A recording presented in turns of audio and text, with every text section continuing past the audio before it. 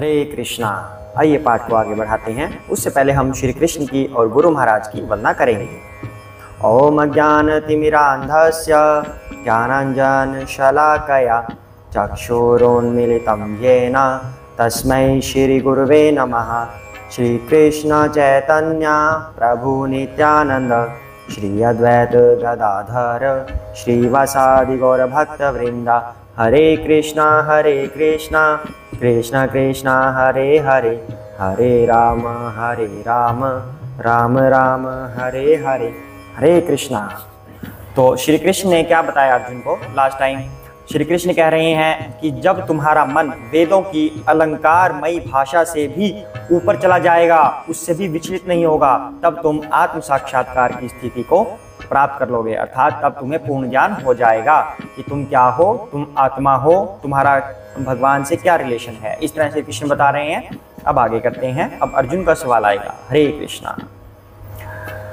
अर्जुन कहते हैं अब, अर्जुन उवाच स्थितप्रज्ञस्य का भाषा समाधिस्थस्य केशव स्थितधिः किं प्रभाषेत किमासीत् व्रजेत किम। हरे कृष्णा।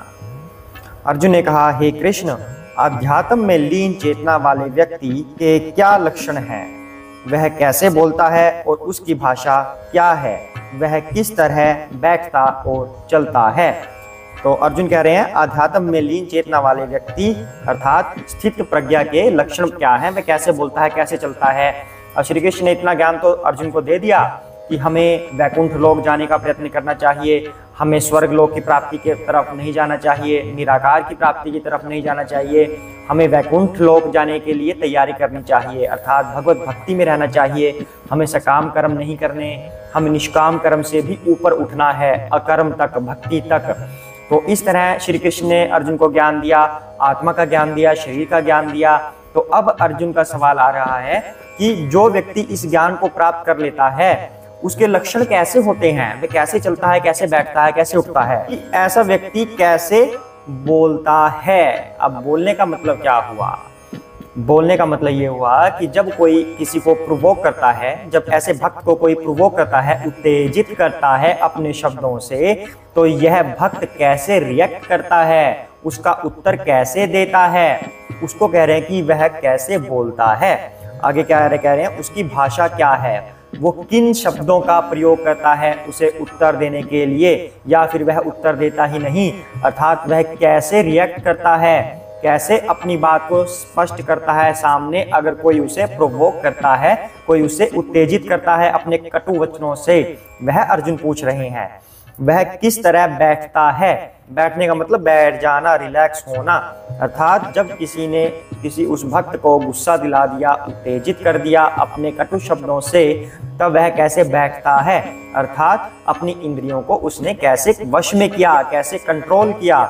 और कहते हैं कि आगे कैसे चलता है, उसका वे ऑफ लाइफ कैसा है, कि वह जीवन में किस तरह आगे बढ़ता है। ऐसे अर्जुन श्री कृष्ण से अब पूछ रहे हैं। तो अर्जुन यहाँ पर जो सवाल पूछ रहे हैं उसका एक एग्जाम्पल ले सकते हैं, एक उदाहरण क्या ले सकते हैं हम उसका।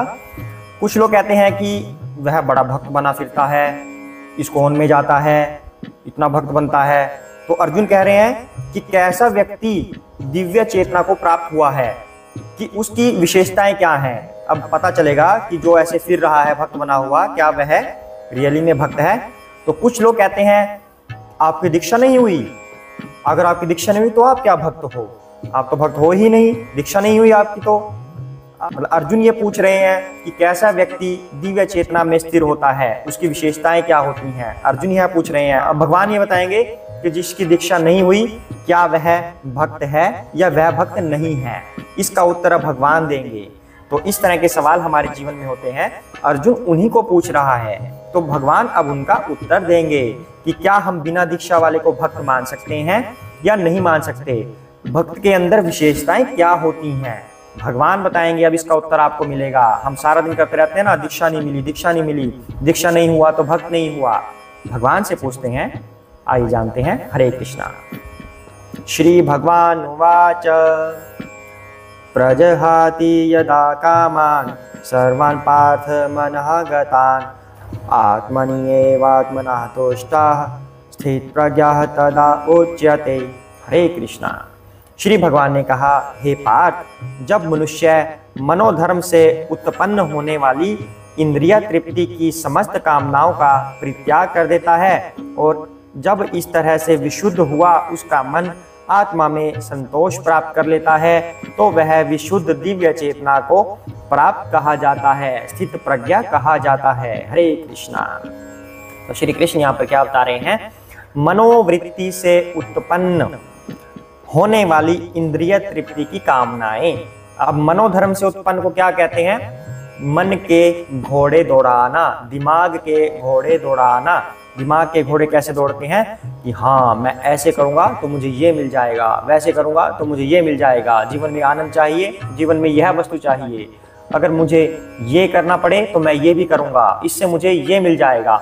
इस तरह मनोधर्म से उत्पन्न होने वाली समस्त कामनाएं, भगवान कहते हैं कि इंद्रिय तृप्ति की जो ये कामनाएं होती हैं, दिमाग के घोड़े दौड़ाकर जब उनका परित्याग कर देता है, तब इस तरह उसका हृदय विशुद्ध हो जाता है और मन आत्मा में संतोष प्राप्त करता है। उसने मन के घोड़े दौड़ाना बंद कर दिया। अब उसको ये ज्ञात हो गया कि मैं आत्मा हूं और मेरा परमात्मा से क्या कनेक्शन है, मैं आत्मा हूं और परमात्मा मेरे स्वामी हैं। जब उसको ये संबंध पता लग जाता है, रिलेशन पता लग जाता है, तब वह विशुद्ध दिव्य चेतना को प्राप्त कहा जाता है। अर्थात जब वह इन भौतिक चीजों से उबर कर भौतिक चीजों के तरफ उसकी आसक्ति खत्म हो जाती है और वो अपने आप को आत्मा समझता है और परमात्मा को स्वामी समझता है, अपना कनेक्शन समझ जाता है, तब वह विशुद्ध दिव्य चेतना को प्राप्त हो जाता है। हरे कृष्णा। कितना बढ़िया ज्ञान श्री कृष्ण अर्जुन को दे रहे हैं। यही ज्ञान हमें पाने की जरूरत है। श्री कृष्ण हमें ये समझाने की कोशिश कर रहे हैं कि हमें जीवन में इतनी ज्यादा मेहनत करने की आवश्यकता नहीं है। हमें मेहनत करनी है, लेकिन उतनी करनी है कि हम अपना शरीर चला सकें, हम कर्म कर सकें श्री कृष्ण की सेवा के लिए। हमें श्री कृष्ण की सेवा के लिए ही यह शरीर मिला है। उनकी सेवा के लिए हमें अपना शरीर बचा कर रखना है और इस शरीर के निर्वाह के लिए हमें कर्म करना है। लेकिन फालतू की ऐशो आराम के लिए, बहुत ज्यादा तरक्की के लिए हमें पीछे पीछे नहीं भागना, दिमाग के घोड़े नहीं दौड़ाने।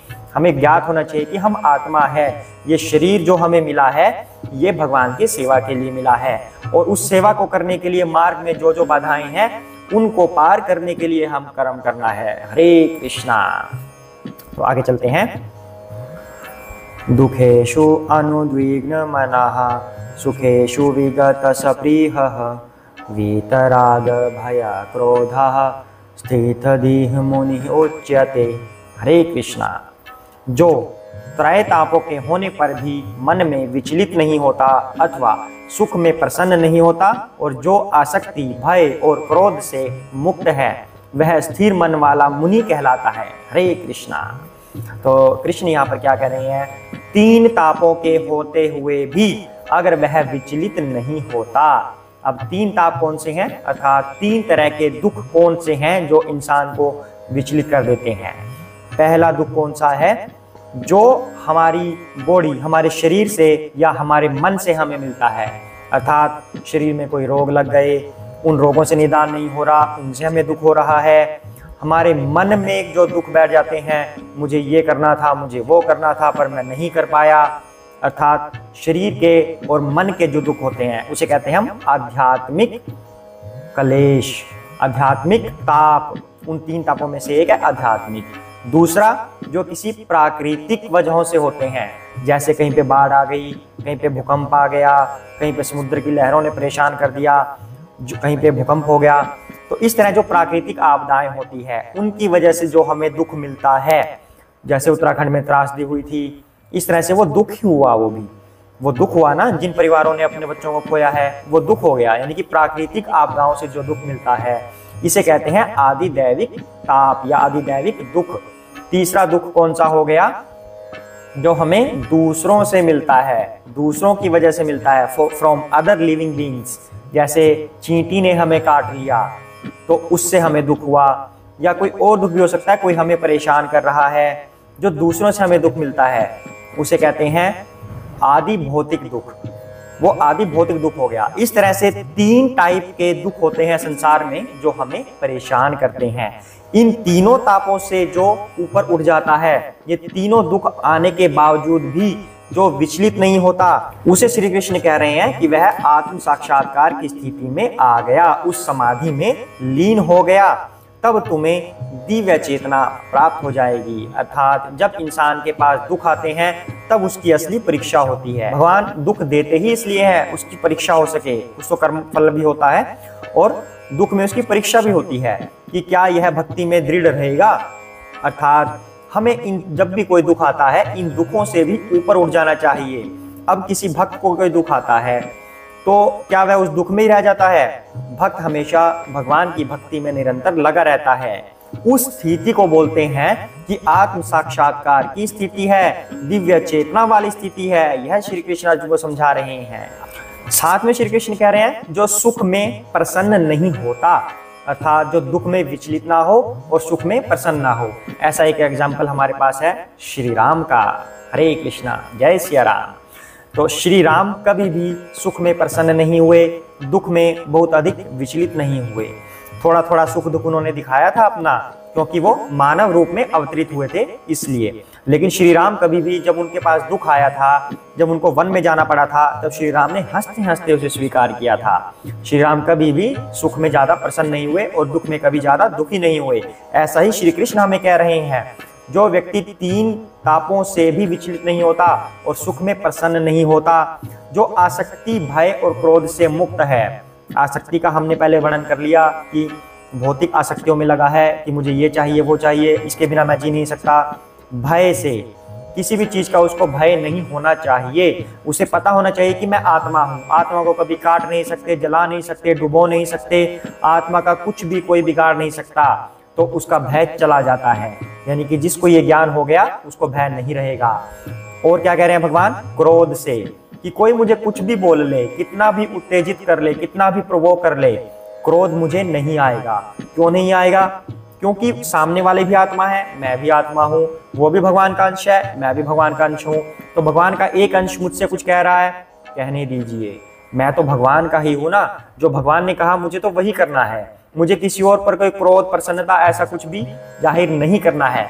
मैं तो सिर्फ भगवान का हूँ, उन्हीं की भक्ति करनी है, अर्थात उसे क्रोध भी नहीं आए। तो ऐसा व्यक्ति, ऐसा स्थिर मन वाला व्यक्ति मुनि कहलाता है, ऐसा कृष्ण कह रही हैं। आगे बढ़ते हैं। हरे कृष्णा। यह सर्वत्र अभिस्नेहः तत् तत् प्राप्य शुभम न अभिनंदति न द्वेष्टि तस्य प्रज्ञा प्रतिष्ठिता। हरे कृष्णा। इस भौतिक जगत में जो व्यक्ति न तो शुभ की प्राप्ति से हर्षित होता है और न अशुभ के प्राप्त होने पर उससे घृणा करता है, वह पूर्ण ज्ञान में स्थित होता है। हरे कृष्णा। श्री कृष्ण कह रहे हैं कि कोई चीज शुभ हो जाए ना तो उसको मानता, ना अशुभ में उससे घृणा करता। फॉर एग्जाम्पल, बिल्ली रास्ता काट गई, व्यक्ति क्या होता है, आम व्यक्ति उलझन में पड़ जाएगा, रोको रोको रोको, गाड़ी रोको, अभी बिल्ली रास्ता काट गई, अशुभ हो गया। नो, जो शुद्ध भक्त होगा कभी भी वो इस चीज में नहीं लगेगा। कोई शुभ कार्य हो गया, सामने गाय आ गई, शुभ हो गया, हमारा तो शुभ हो गया जी, बहुत अच्छा होगा, खुश हो गया बिल्कुल इंसान। नो, अच्छी बात है गाय माता का आ गया ना, लेकिन शुभ और अशुभ की चिंता नहीं करता। क्यों नहीं करता?